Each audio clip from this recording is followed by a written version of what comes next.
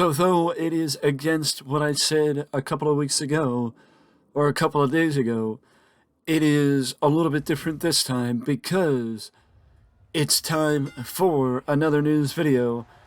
And I know I might be talking in tongue about what I'm saying, but the fact of the matter is, a couple of days ago I said that maybe the news videos would not be daily anymore.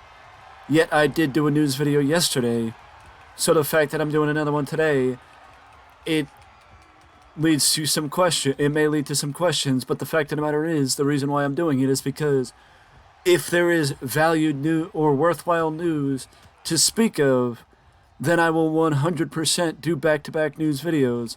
But if if it would be better for me to wait and do it a few days later, or spread things out a bit, then I will spread things out a bit. But I felt like this week, at least, I didn't need to spread things out, so that's why I'm going the route that I am, of having another news video. As we have a few things to get to, and a few things to talk about, so let's get into the news as we get a few updates from Worked Wrestling. As Worked Wrestling passed along this report, or one of the reports that Worked Wrestling has passed along, is that it is very unlikely that Roman Reigns will leave Saudi Arabia as World Tag Team Champion, which I think I could have told you that, and I don't even have a source. I could have just told you that because I don't see WWE giving the tag team titles to Roman Reigns and Solo Sikoa. If anything, I see WWE giving that rivalry between Solo, Roman, and the Usos a little bit of a nudge in the right direction at Saudi Arabia, or with Saudi Arabia, where maybe we see the build up to Jey versus Roman at SummerSlam start getting some emphasis put on it. And I do believe somebody has even said, if you go back a couple months, you may even have somebody who said that WWE should build up Jey versus Roman at SummerSlam and then have that open the door for The Rock versus Roman at WrestleMania. Which I think is something that should at least be considered, because The Rock versus Roman, especially if Roman is not the champion anymore, should be something that is worth considering. But also, what about not even The Rock versus Roman, but what about a tag team match where The Rock doesn't have to be in a singles match? You might say, oh, well, that defeats the purpose. The Rock should be in a singles match. The money's in the singles match. You're not wrong, but at the same time, if The Rock isn't capable of being in the singles match, then should he really be in a singles match? Get the money out of it where you can get the money out of it, instead of getting the money out of it where you have to force it.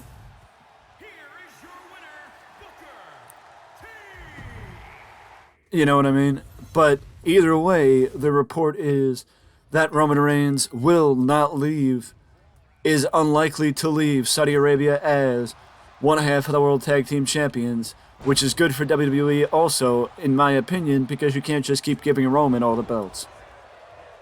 Speaking of Roman Reigns, he will be appearing at an upcoming live event. It is unclear if he will be competing or if he will just be appearing, but what we do know is it is his first appearance at a live event since February against Sami Zayn in Toronto, so it is a rare appearance for Roman Reigns at a live event.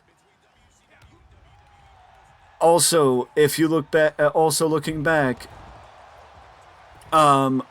ahead, I should say, not looking back, WWE has Night of Champions on May 27th, actually, looking ahead, we have an update on upcoming premium live events and pay-per-views, as May 26th is...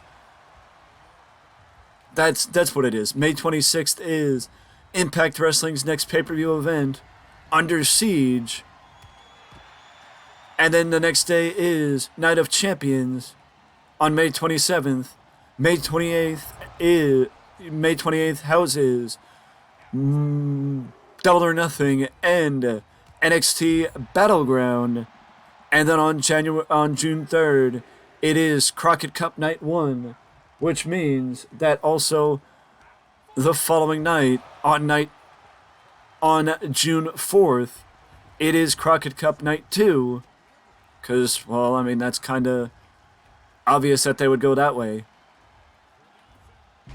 Or it's kind of obvious that they would go that way, but it is going to be a busy week at the end of the month with an odd number of pay-per-views set to take place at the end of the month, which, again, like we did with WrestleMania weekend, like we did over WrestleMania weekend, where it started with Impact Wrestling, we will, again, go through each premium live event,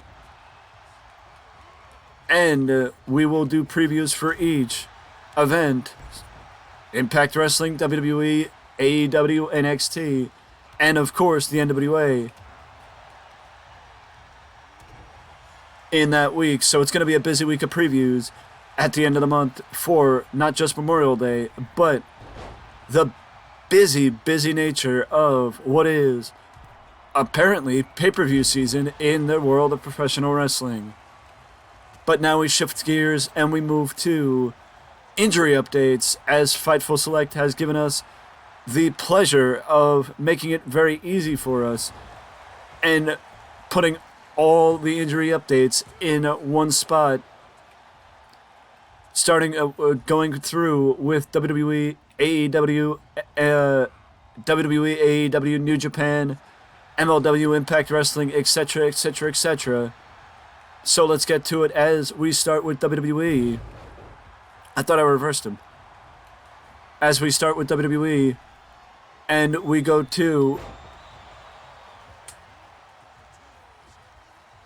Kofi Kingston is still injured with his ankle injury that he sustained earlier this year, leading into WrestleMania, which I believe was in the build-up, as a part of the build-up to what became the triple threat match for the Intercontinental Championship at WrestleMania, including Drew McIntyre, Gunther, and Sheamus. But he has been injured since March 2023. Liv Morgan just also sustained an injury, which we will break down in another video, or in the second video.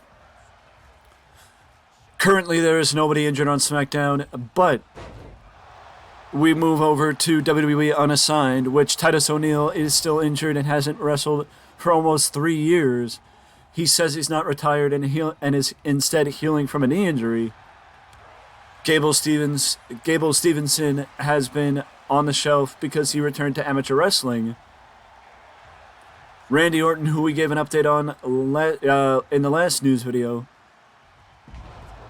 has been sidelined since May 2022, so he's been injured for over a year, or almost a year at this point, or about a year for this point,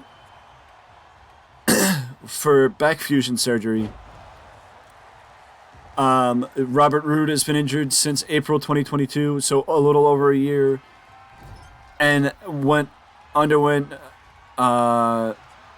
neck fusion surgery in December, and C4, C5 cervical fusion in May 2023.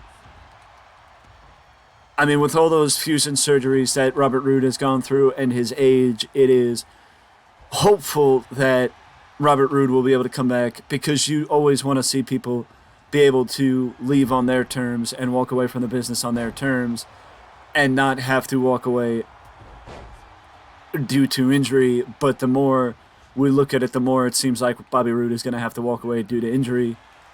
And that is incredibly unfortunate because of how talented Bobby Roode is and the man that Bobby Roode is. We just hope that Bobby Roode is not going to have to do that, because we don't want to see him walk away with, you know what I mean? We don't want to see him walk away due to injury.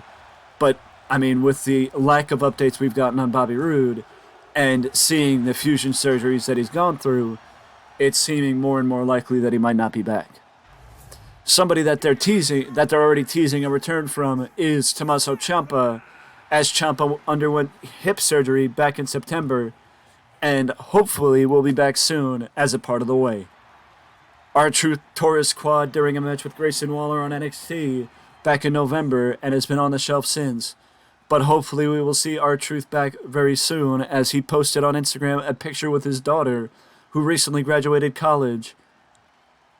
And, I mean, honestly, Truth seemed okay, but usually a torn quad usually has between a 10-month to year recovery time, so it seems like we may have a couple months before R-Truth comes back. Another update, Carmella just announced her pregnancy. She is due to give birth in November and will not be returning to the ring in 2023. Bray Wyatt has been sidelined with an undisclosed injury since February, and it seems like maybe over the summer or in the fall we could see Bray Wyatt coming back. That is just my speculation, because recently WWE did hire a writer to work specifically with Bray Wyatt. So if anything, Bray could be coming back once Bray comes back, hopefully they'll have a plan.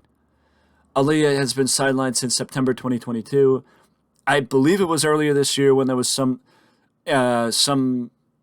tension or some tension teased between WWE and Aaliyah because of her lack of booking. But hopefully maybe sometime in 2022 we will see Aaliyah again.